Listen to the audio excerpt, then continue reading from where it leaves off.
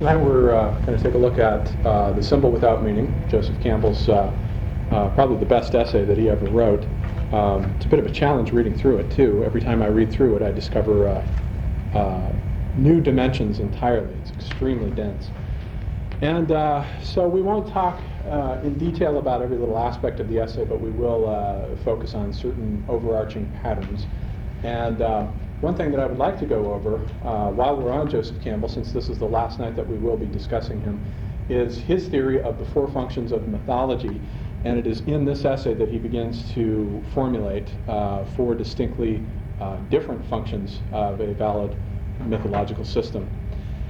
And briefly then, and we'll go into them in more depth as we go. This will be like a kind of overture, and we'll sound this out as a series of leitmotifs that will pick up and gain force through amplifications as we go through the image of the mandala here.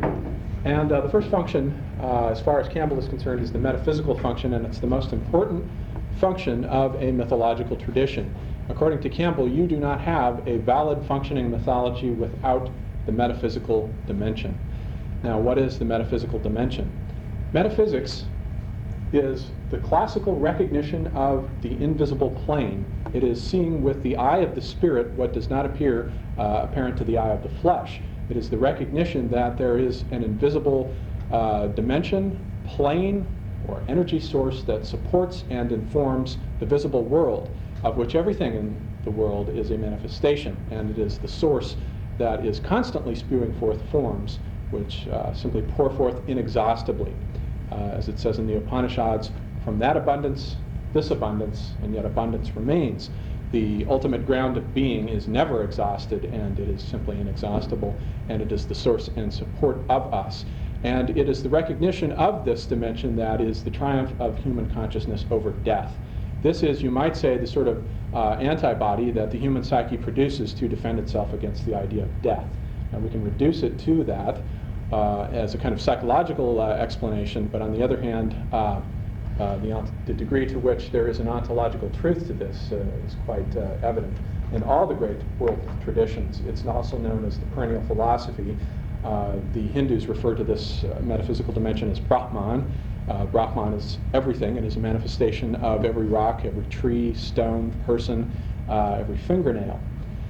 And consequently, the ultimate insight transcends ethics in all these great traditions, although in our Judeo-Christian Islamic tradition, this insight has been occluded for us by a kind of obsession with the ethical dimension. In the words of Shelley, the one remains, the many change and pass, heaven's light forever shines while earth's shadows fly. Life, like a dome of many-colored glass, stains the white radiance of eternity until death tramples it to fragments. And only a poet could put it like that, but that really is, in a nutshell, the metaphysical philosophy. That it is. Repeat that antibody. Antibody. Yes, it We're in trouble tonight. Could you repeat that part? Campbell is fond of comparing myths to a kind of psychological immune system. They're produced, only the human being recognizes death in and for what it is. I mean, that's what we know, that death has troubled the human species for the past 100,000 years or so. At least that, probably several, 2 or 3 million total. But the evidence of grave burials goes back to Neanderthals about 100,000 years ago. And so we know that death has been a persistent problem, and the great mythological traditions, and in particular the idea of the persistence of the soul surviving the death of the body, is very much analogous to the immune system of the psyche producing the idea of an inexhaustible, undiminished plane, a pleroma or a plenitude that informs and supports the visible one, and of which everything is a manifestation.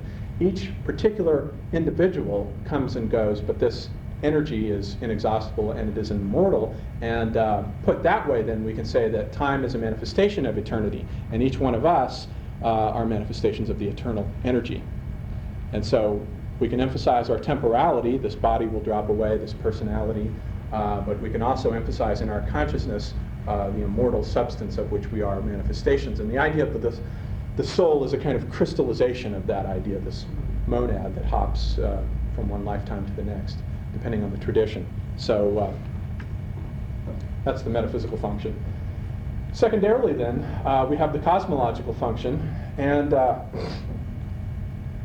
cosmological function is primarily what we're going to focus on tonight, and it is the primary substance of Campbell's essay here.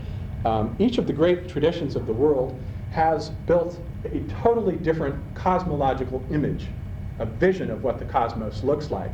And whether we were talking about the Greek image of the universe or the Hindu image or the image of the Northern Europeans, in each case we have a totally different vision, and from birth we are immediately imprinted with a particular cosmological tradition, and the cosmology of the time is meant to be in accord. Religion and science are meant to be in accord with each other. Joseph Campbell used to say that there is no conflict between science and religion. The conflict is between the science of 2000 BC and the science of 2000 AD. It is the job, that is to say, of a validly functioning religious tradition to take on the scientific knowledge of the time and to transubstantiate that, to make the metaphysical come pouring through the image of the universe as we know it. That is the job of a validly functioning religion as well as a mythological tradition. And religions which are stuck in the past have simply disqualified themselves to perform this metaphysical function for us because they're not open to the transcendent.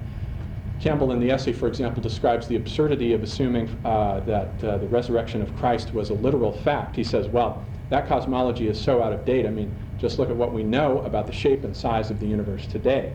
The tradition is that Christ ascended bodily, not just ethereally, but bodily. They go back to the tomb, and the tomb is empty. He's gone up and ascended with the body. But looked at from the point of view of modern physics, which has been carved out for us really by the whole concept of the speed of light, which is a fact, light travels 186,000 miles a second. A light year is 6 trillion miles. That light travels in 1 year, 6 trillion miles.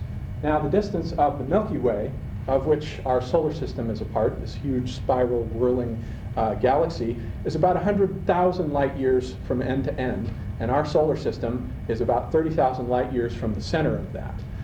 Now if Christ had ascended bodily 2,000 years ago, he still wouldn't even be out of the solar system, or out of the galaxy yet. So there's no place for him to go, even traveling at the speed of light, which for a physical body is impossible.